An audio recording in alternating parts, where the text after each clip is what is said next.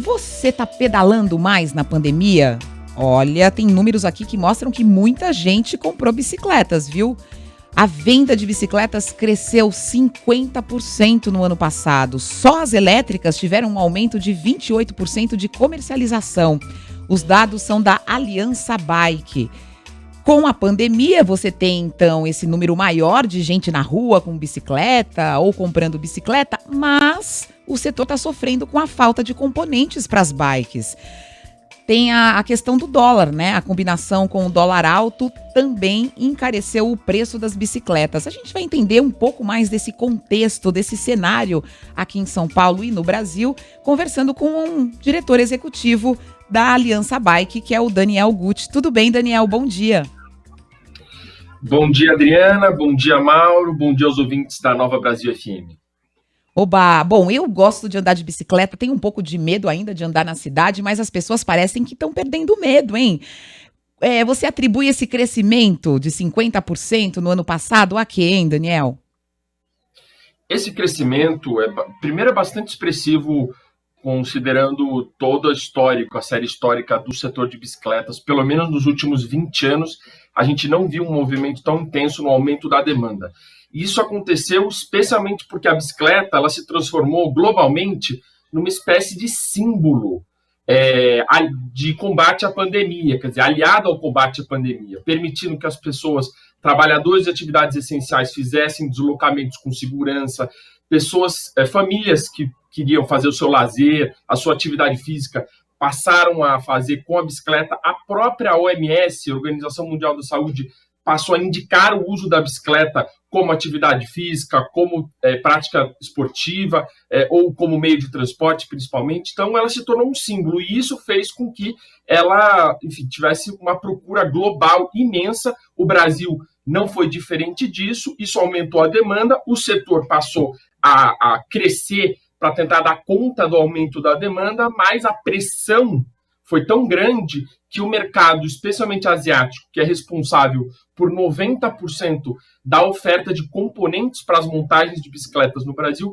ele não deu conta de suprir essa alta demanda, o que a partir de agosto gerou uma espécie de um desabastecimento. Mas isso, no nosso entendimento, está se normalizando. Ainda não será esse ano, mas com certeza a partir do ano que vem a gente sabe que isso vai estar normalizado. Você vê alguma chance dos preços também normalizarem? Tem a influência do dólar também, né? Que a gente precisa botar nessa conta, mas de repente os preços podem até cair a partir do ano que vem, Daniel? Mauro, para isso acontecer, eu acho que primeiro tem que explicar por que houve o aumento de preços, né? Muita gente acha que foi pelo aumento da demanda, né? Quer dizer, a relação da oferta e demanda, cresceu a demanda, aumenta o preço. Não aconteceu isso no setor de bicicletas. É importante dizer, o que pressionou pelo reajuste dos valores foi o câmbio, como vocês disseram, muito importante que o câmbio chegou a 5,70 nessa pandemia. Segundo ponto, o frete marítimo, ele quintuplicou de valor ao longo da pandemia. Isso não afeta apenas o setor de bicicletas, mas um container, por exemplo, que antes custava $1.000, hoje está custando $5.000, e não tem como, quer dizer, o próprio setor tem que, em algum momento, corrigir isso, né? Acabar repassando isso, e o aumento da matéria-prima, do custo na matéria-prima, especialmente dos metais, alumínio, aço. Então, isso tudo pressionou. O que aconteceu foi que as lojas de bicicletas, elas tinham estoque até metade do ano passado. Em torno de julho, agosto, as lojas conseguiram, de uma certa forma, dar conta da demanda a partir do estoque que existia. Quando acabou o estoque e veio uma nova leva de bicicletas ou de componentes para montagens, essas já vieram com reajuste do valor, porque não tinha como segurar por conta desses elementos. Então, não foi a pressão do aumento da demanda, foi sim o aumento do frete, o aumento do custo da matéria-prima e a alta do dólar, da desvalorização do real perante o dólar. Daniel, isso não deveria estar estimulando, desculpa te interromper, isso não deveria estar estimulando uma indústria nacional de bicicleta e até pequenos fabricantes de bicicleta investindo nesse setor? Mauro, a gente entende que o Brasil tem um enorme potencial de indústria de montagens de bicicleta, tá certo? O Brasil já tem, isso já é uma realidade. O Brasil hoje, monta em torno de 4 milhões de bicicletas ao ano. O Brasil importa muito pouco de bicicleta inteira, mas o Brasil é dependente de uma cadeia de fornecimentos de componentes global. O Brasil tem fabricantes de componentes também, como, por exemplo, quadros de alumínio, quadros de aço, selim, suspensão dianteira. Alguns componentes o Brasil produz e produz muito bem. Agora, outros componentes que o Brasil não produz, importa 100%, o Brasil necessitaria de décadas de investimento em tecnologia, e a gente entende que, na verdade, isso há, de uma certa forma, uma pacificação de fornecimento disso globalmente. Claro que a pandemia deu uma chacoalhada nisso, mas, de qualquer forma, o que o Brasil faz bem, a gente tem que estimular. O que o Brasil não consegue fazer, a gente também tem que facilitar para que a gente consiga ter uma indústria de montagens muito bem, estimulada, promovida aqui no país, para que as bicicletas fiquem mais baratas. Para você ter uma ideia, Mauro, o imposto sobre o custo de uma bicicleta montada no Brasil hoje é de 72% em média. Então a gente está falando de um bem que é essencial, tá certo? Que promove saúde, que ajuda nas questões climáticas, que melhora o transporte, e a gente ainda tem uma taxação como se ele fosse um produto que faz mal à saúde ou que deve ser desestimulado. Então, essa é uma das questões, por exemplo, que impacta no preço para o consumidor final. E essa questão da tributação, o setor tem desenvolvido discussões, tinha inclusive projetos de lei para mudar isso e não passou, né?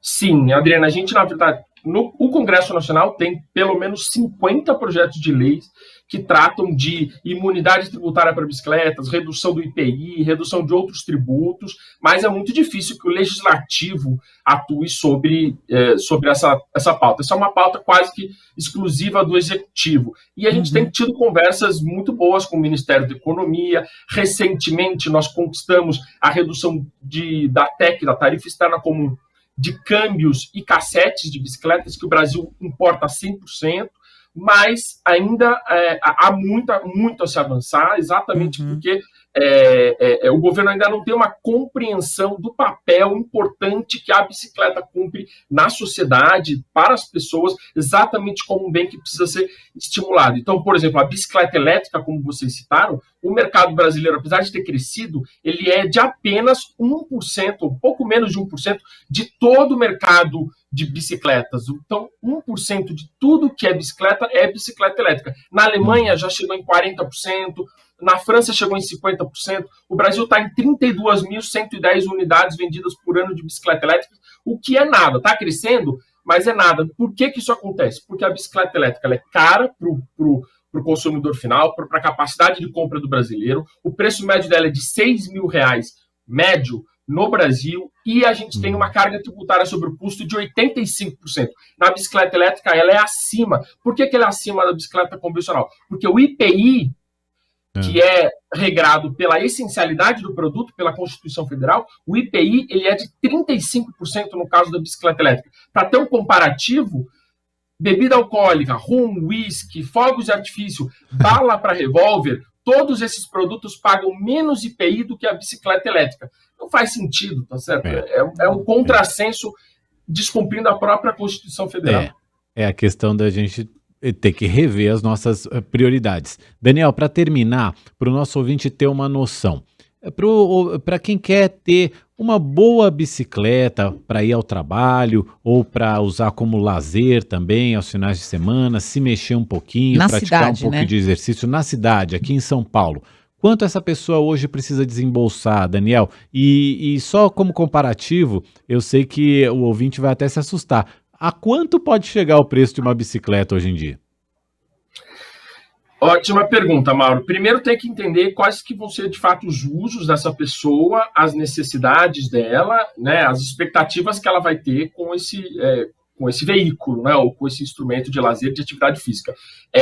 As bicicletas podem ir, hoje, por exemplo, se citar a cidade de São Paulo, vamos dizer que uma pessoa quer usar como meio de transporte, nós indicaríamos como um produto de entrada a partir de R$ 1.500, R$ 1.600. Isso é de entrada. Agora, tem equipamentos e bicicletas de maior valor agregado e maior qualidade a partir de R$4 mil e pode chegar a R$40 mil, 50 mil reais, uma bicicleta elétrica, por exemplo, para mobilidade urbana, com motor no movimento central, com autonomia de bateria acima de 100 quilômetros. Então, tem uma tessitura muito ampla de qualidade, de componentes, de tipos de bicicletas. Então, vai de 1.500 para uso urbano até 40, 50 mil reais. Então, tem bicicletas de mountain bike, por exemplo, que custam em torno de 100, 120 mil reais também. Mas,